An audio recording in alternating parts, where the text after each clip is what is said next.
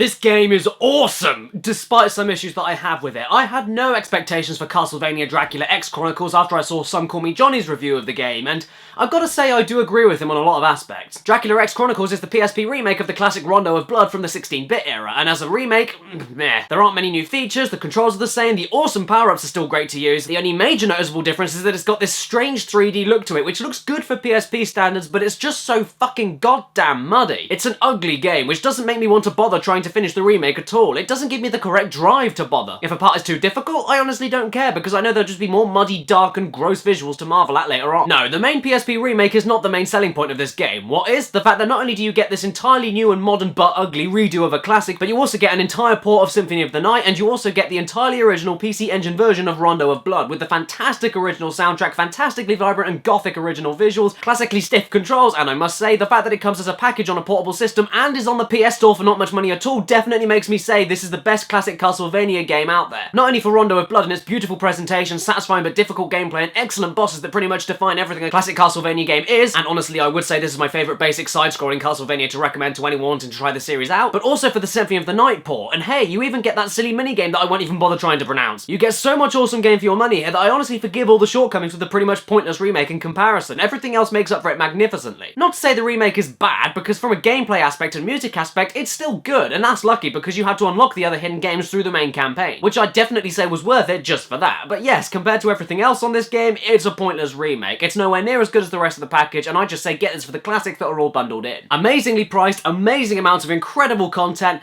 and even though the remake itself isn't that great, it's definitely worth playing through for all of the other stuff if you can't be bothered with the main feature. An awesome portable treat for Halloween.